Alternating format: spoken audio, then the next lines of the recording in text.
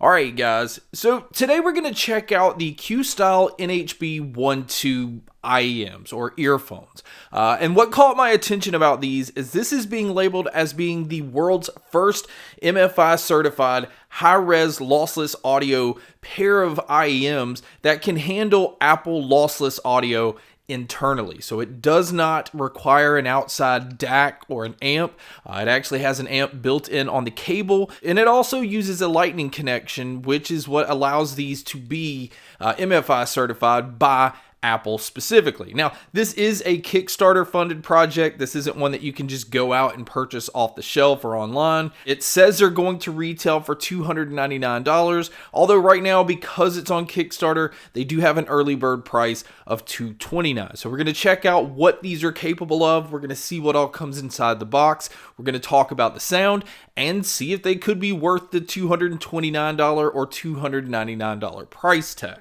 Now, going back to the lightning connection, because as of right now, that is what Apple uses on their iPhones, even though their iPads are using USB-C, and it's supposed to be that the new iPhone model that's coming out has a very good chance of having that USB-C connection as well. Now, it does say on their site here on the Questyle NHB12s is if the iPhone does come out and it does have that USB-C connection, if you backed it on Kickstarter, they will send you the USB-C connected cable. You would just have to send the lightning cable back to them. So do keep that in mind. It's not something that you bought and you won't be able to use if the new iPhone comes out with USB-C. You could just simply replace it with your old cable. Now, that does mean that this has a removable cable. The only other cable it comes with inside the box is a normal 3.5mm cable. And these IEMs use a 2-pin connector. So, basically any 2-pin connection cable that you have, you would be able to use on these. But out of the box, the only one that has the DAC built in is the one that has the lightning connection. Now, another thing that I do want to point out is because these use that lightning port to be able to power the DAC, it is going to draw a little bit of power from your phone. So it is going to use a little bit more battery life than, let's say, if you were able to just plug straight in using a 3.5mm connection, which you can't do. So do keep that in mind. So I'm going to go ahead and say this right off the bat. I think this product is only going to be appealing to people that use an iPhone because I don't see where it really benefits people that use Android devices or anything that just uses a USB-C connection because you can't really fully utilize the DAC that's on that lightning cable that it has out of the box. Now, some other things that do come in the box is it comes with a really nice leather case. It also comes with 5 different sets of silicone ear tips, and the ear tips that are included on these, I had no issue finding one that fit me. Now, the build on the IEMs is it does use a brushed aluminum. It is using a silver plated cable that again uses that 2-pin connection. You basically wear these like IEMs. So once you put them in your ear, you use the cable to kind of loop it around the top of your ear. It is very comfortable to use. You basically kind of forget that they're there. You don't feel that that cable is rubbing against your ear.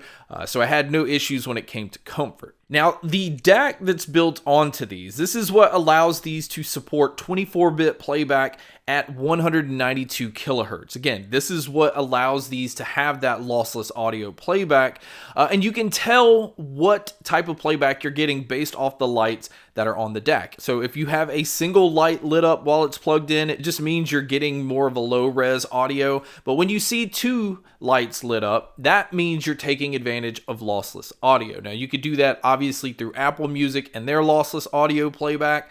You also have some other different streaming services that have lossless audio, but the DAC will be able to recognize that you are sending a lossless audio signal, through the cable, and that's how you'll be able to tell that you're actually getting lossless audio playback. Now, I do want to point out that on the Kickstarter page, when it starts to kind of show what you're getting compared to what you could be paying, it does kind of show a comparison between these and a ridiculously priced amp. Don't think that you have to have this expensive amp that they're showing to be able to get this type of playback. That's just not the case. You can obviously use your own pair of IEMs and buy a separate portable DAC to be able to get an experience similar to what you're getting with these. But it also says that these are using high resolution acoustic drivers.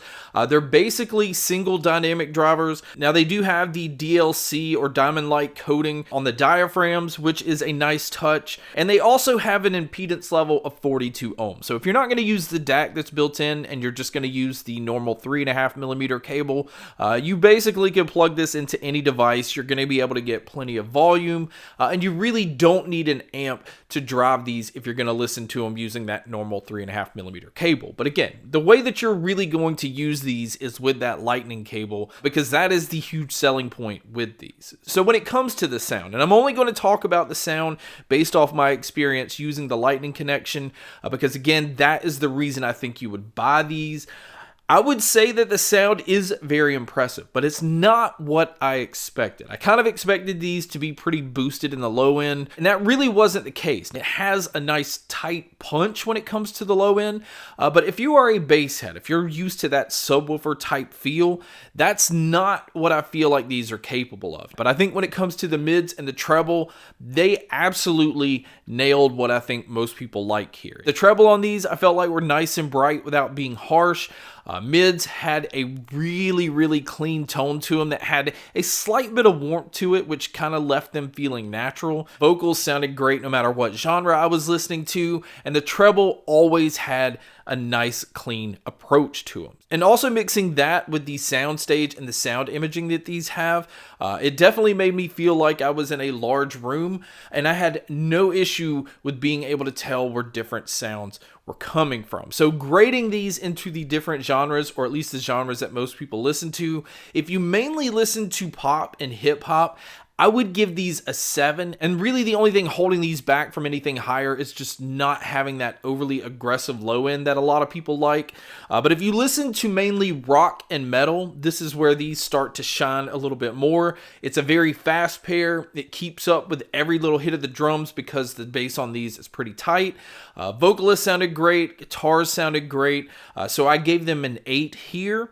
Now if you mainly listen to easy listening, I was extremely pleased with the mids that these have, so I give them a 9 when it comes to this genre.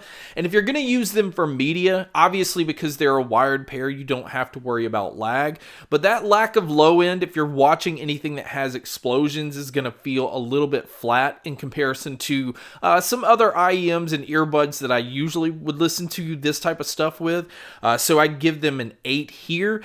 And my overall rating is an 8. I look at the value in the fact that you're getting a DAC that's built into these, but you really can only take advantage of this if you're using an Apple device. So really overall, I actually think this is a great product, but it is very limited to just iPhone users. If you're an Android user, there's no reason to purchase these.